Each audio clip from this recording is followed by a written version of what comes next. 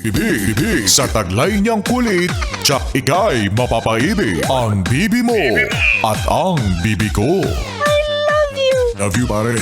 Bibo! Bibo!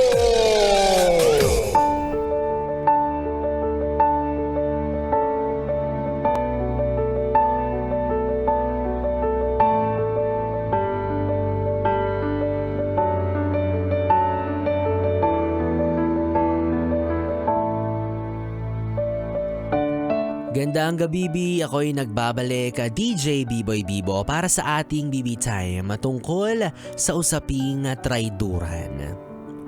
At best example nga dyan ay yung ginawa mo sa akin. Yung sabi mo, kaibigan mo lang ako pero may pagtingin ka na pala sa akin dyan sa puso mo. Kawa. Alam niyo mga yes friend, kung pag-uusapan ng salitang traiduran, naku, napakalawak nito. Sobrang napakaraming aspeto. Mahabang talakayin kumbaga. Pero ano nga ba yung kahulugan ng salitang pangtatraidor? Ito yung kapag pinaniwala ka sa isang bagay na hindi naman pala totoo. Tapos, ang mas nakakaalam pa ng katotohanan ay yung mga tao sa paligid mo. Yung pinagmukha kang tanga kasi pinaikot-ikot ka.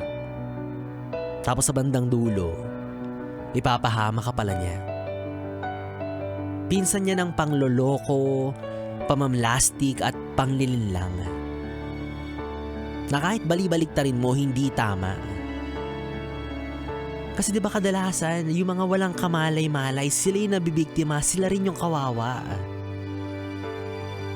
Diba, yung mga taong mahihina, yung mga taong walang lakas ng loob, walang boses para ipagtanggol yung sarili nila. At kadalasan yung intensyon ng pagtatraidor, ang punot dulo nito ay yung para lang iligtas yung sarili nila sa kapahamakan. Diba, para sa sarili nilang kapakanan.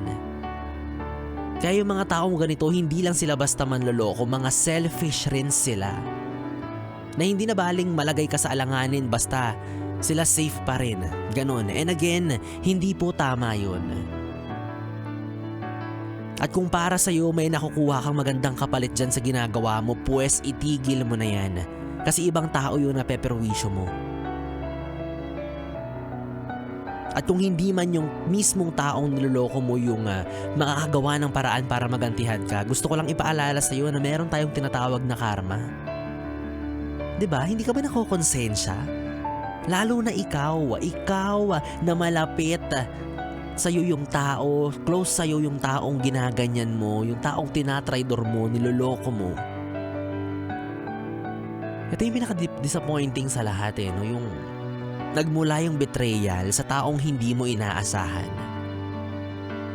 Yung taong akala mo lagi mong maaasahan. Yung taong akala mo hindi ka gagawa ng mali, hindi ka gagawa ng masama. Kasi kung kaaway mo yun or kung sino lang dyan yung gaganyanin ka, tatraidorin ka, baka sakali, di ba? Mas katanggap-tanggap pa kasi hindi ka nila kilala eh. Or masama yung tingin nila sa'yo. Pero yung kamag-anak mo, jowa mo, asawa mo, kaibigan mo, yung lolokohin ka, tatraidorin ka, diba? Nasaan yung konsensya? So patunay ito na hindi talaga lahat ng maamoy yung mukha pag nasa harapan mo ay dapat mo agad pagkatiwalaan. Tanungin mo si Jesus kung anong ginawa sa kanya ni Judas bago siya ipahamak. Si Judas na isa sa mga itinuring niyang malapit na kaibigan, isa sa mga matalik niyang kaibigan, sinamahan pa niya or sinama pa niya sa huli niyang hapunan. Anong ginawa niya? Hinalikan pa siya sa pisngi bago siya ipagkanulo sa mga tulisan. Partida anak ng Diyos yun ikaw pa kaya? Kaya sana mga yes friend kong Bibi, maging paalala to sa lahat na bago mo gawin yung bagay na yan, bago ka man traidor, bago mo isang kalang yung isang tao papunta sa isang kapahamakan, isipin mo lang maigi yung mararamdaman niya. Isipin mo kung paano kung sa'yo ginawa to. Paano kung malagay ka sa isang sitwasyon na alanganin na hindi mo alam kung paano mo ipagtatanggol yung sarili mo? 'Di ba? Kasi ako, personally, ayoko talaga ng tinitira ko, lalo na kapag patalikod. Hindi ko kaya. Masakit, mahapde, makirot, nakakadiri. Diba? Nakakadiri yung tirahin ka patalikod, nakakadiri yung ganyang ugali.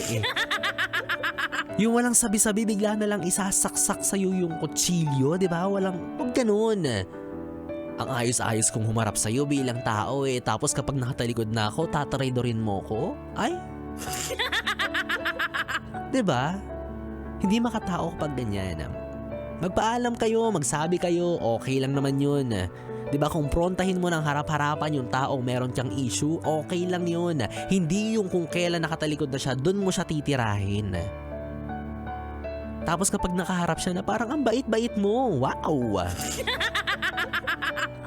Diba? Sobrang pamamlastik. Sobrang hindi makatao. Kaya sana ikaw, yes friend, matuto ka na kung minsan ka nang tinira patalikod. Alam mo na, huwag ka nang tumalikod, lagi ka na lang humarap. Well anyways, kakalma na po si B-Boy Bibo laban sa mga traidor at manloloko dahil 3 oras na bibi tayo mga ating pinagsamahan. Nakapiling mo DJ B-Boy Bibo, ang DJ na single, ready to mingle, basta walang label. Magkasama at magkarinigan tayong muli bukas sa parehong oras, dito pa rin at dito ka lang sa istasyong tanggal limot ang problem, ang 101.1 Yes FM. Good night, BB. Sleep well.